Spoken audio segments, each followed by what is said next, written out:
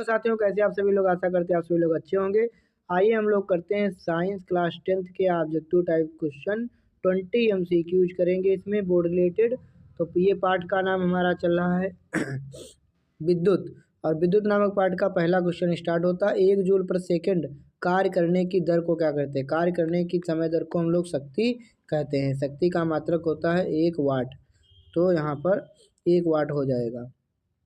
Tungsten धातु का गलनांक कितना होता है? टंगस्टन धातु का गलनांक होता है लगभग 3000 डिग्री सेल्सियस। कितना होता है? 3000 डिग्री सेल्सियस।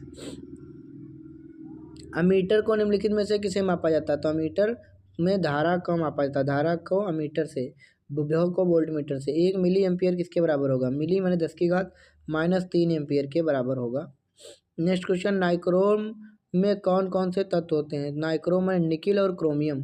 पहला ही ऑप्शन सही है यहाँ पर, निकिल क्रोमियम। अमीटर से निम्नलिखित में से किसमें मापा जाता है? फिर से वही चीज़ आ गई, अमीटर में धारा मापी जाएगी। विद्युत धारा कितने प्रकार की होती है?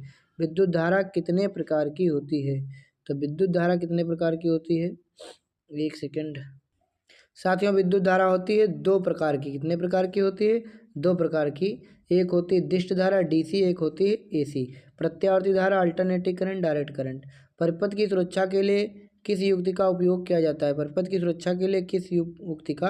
तो विद्युत फ्यूज लगाया जाता है, ताकि अगर धारा का मान बढ़ जाए तो फ्यूज उड़ जाए। BOT यूनिट क्या होती है?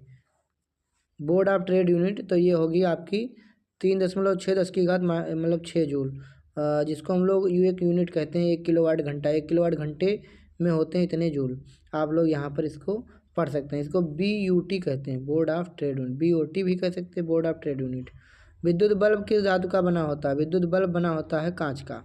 विद्युत बल्ब होता है कांच का बना।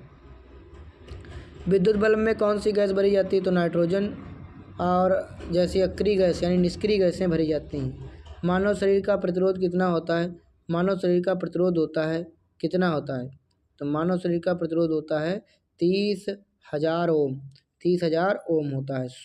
मानव शरीर का प्रतिरोध सूखी अवस्था में लगभग 30,000 ओम होता है। यह त्वचा की मोटाई और नमी पर निर्भर करता है। जब हमारा शरीर गीला होता है तो प्रतिरोध कितना होता है? तो प्रतिरोध भाई कितना होता है? जब शरीर गीला होगा तो करंट जल्दी फ्लो होगी, तो यानी कम होगा, 200 से 300 ओम। 200 से 300 ओम होता है। और वहीं जब सूखा होता है तो 3000 ओम हो जाता है। निम्नलिखित में से यहाँ पर कौन विद्युत का सुचालक है? निम्नलिखित में से ग्रेफाइट जो है ये विद्युत का क्या है? कुचालक है। पेंसिल में पाया जाता है। अमीटर का प्रतिरोध होता है, अमीटर का प्रतिरोध होता है छोटा, यहाँ पर बहुत बड़ा। मीटर का प्रतिरोध बहुत बड़ा होगा,